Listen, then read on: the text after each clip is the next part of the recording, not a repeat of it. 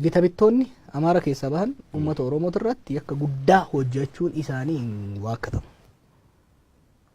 Madaa guddaa uummata kana irratti hojjetanii jiran. Yaadannoon sun historical memory is very dangerous. Akka ijoollee taphaa simbiraa lubbuudhaan akka isaan taphatan kana miti. Madaa kaleessaa san hoo danda'ame hogganoonni hawaasa lamaanii walii dhufanii historical wrongdoing, historical injustice kan jennuun daba yakka seenaa keessatti hojjetame uummata dabni irratti hojjetame saniif dhugaa galchanii madaa san fayyisuuni gaarii ta'uu danda'a. Sun yoo kan hin danda'amne taate tursiisanii gara fuulduraa deemuudha malee wanni kaleessa addisuun godhe uummata Oromoo fi Amaaraa wal fichiisuu danda'a. Madaa haaraa deebisee deema jechuudha. Rakkoo uuma. Kuni adeemsa bifa saniin amma godhamu kuni rakkoo guddaa qaba. Biyya baay'eetti biyyoota baay'eetti walitti bu'iinsa fidde warra Armaniif Turkii yoo fudhatte wanni hanga irraa wal qabsiisee jiru tokko waakkachuu tokko wakka dagachuu diduu dhabuu isaati. Oromoon amma seenaa anuulee narra ga'ee naa amanaa jechaan jiru beekta. Bakka anumaaf qofa yaadannoo kiyya afaan haa taa'u jedhe kan calanqootes. Sanirratti ormi hoggaa mormu obsaa gadi qabaa deemne. Si keessaa bahee garuu namni tokko si keessaa bahee waan san hoggaa godhu tarii murnoota wayii gammachiisuudhaaf ta'a. Waan Oromaaraa sanuu hin diige riseet godhe beektaa amma dubbiin kuni Oromaaraa 2.0 ta'uu qaba ture miti wanni kun. Baardaaritti aansee gara fuulduraa ceesuu qaba ture. Mariin silaa waa'ee seenatii miti. Dhiyeenya kana ol afuufaa jirti paartiin lamaan. In fact hariiroo Amaaraa fi Oromoo miti kan botti godhame hariiroo ADP fi ODP'ti. Ulaa cufatanii garaagarummaan keenya maali? Akkamitti waliin cinnaa? Ajandaa garii akkamitti kanarraa kaafna? Ajandaa haaraa akkamitti baafna jedhamee mari'atamuu qaba ture malee waan kaleessa hawaasa lamaan kan addaan qoode daranuu addaan qooduudhaan irratti deemuun natti mul'atu. Akkuma Iska'eel jedhetti bifa kanaan Oromoo hoogganuu dhiisiti Oromoo fuuldura dhaabbachuun hin danda'amu. It's impossible. Paartii biyya kana gaggeessu paartii Oromoon gaggeessa jedhurraa dhiisiti paartii biraa shushuukkee irraa wanni akkanaa fudhatamuu hin danda'u. Kana isa qofa irratti miti. I think they have to sit down and think. Waan baay'ee dhoksine beektaa waggaa darbe kana keessatti waan baay'ee callifneetuma dabarre. Fakkeenyaaf yeroo warra Abaaboo Shanee wajjin wal lolan wantoonni dubbatamaa dhufe isaan bira darbee waan sabboonummaa Oromoo seenaa qabsoo Oromoo baay'ee xureessu ture. Interviin goonee dhaabsisuu yaalle.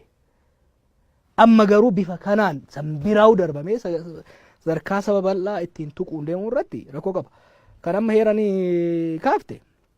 Kan man siin jedhee bara sabboonummaan Oromoo ititeet obsa guddaa horateet humna guddaa osoo qabu callisee ilaale. Sabboonummaan Oromoo waan heera mootummaa gaafachaatu hin jiru. Waan heera mootummaa isaa guutamuu qabu hin dhiise beekee hanaa bultu jedhe. Gaafii Finfinnee hin dhiise. Gaafii afaan Oromoo hin dhiise. Gaafii daangaa wal qabatu hin dhiise. Hin tursiise. Naafaa turtuu. Yaa ijoollee koo adaraasitti kennadheera.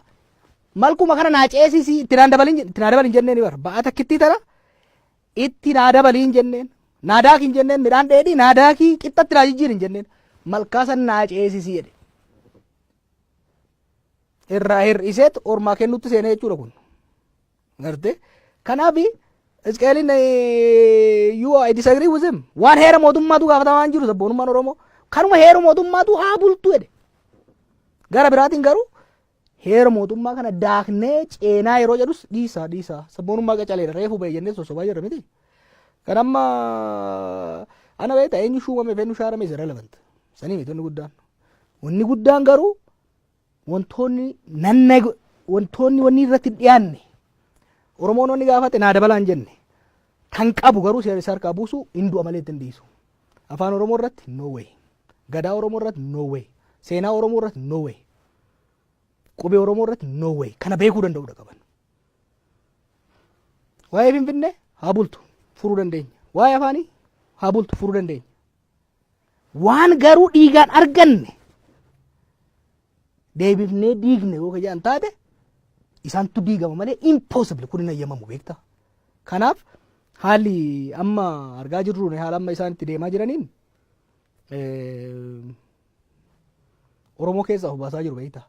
Gara tokko tokkotti immoo gaazexeessee ilaaltu. Yeroo dhiiroo haqa Oromootu keessaa iyyaa jiraallee beektaa keessattuu si godha. Maaliif?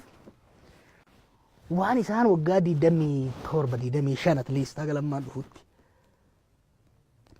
nama keenya godhaa turan. Sabboonummaan Oromoo wayi garaa qofa bal'ataa bannaate.